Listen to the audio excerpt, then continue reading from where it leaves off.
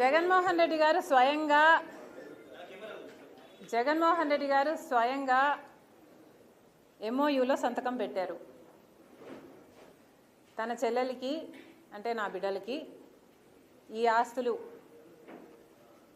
అన్నట్లుగా సంతకం పెట్టారు. ఇంతవరకు కూడా ఒక్క ఆస్తి కూడా నా చేతుల్లో పెట్టలేదు.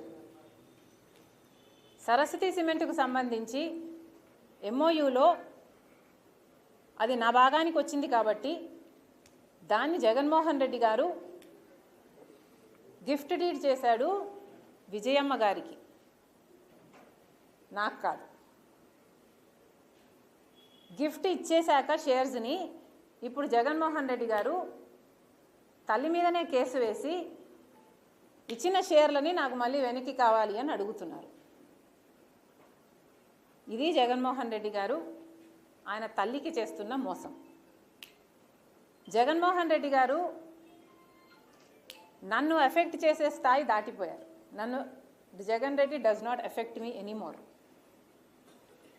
నాకు ఆస్తులు ఇస్తాడా ఇవ్వడా అన్నది ఐ డోంట్ కేర్.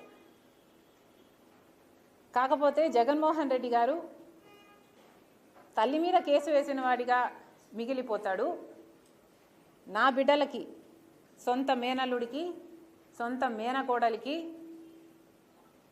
ద్రోహం చేసి వాళ్ళ ఆస్తులు లాక్కున్న వాడిగా మిగిలిపోతాడు.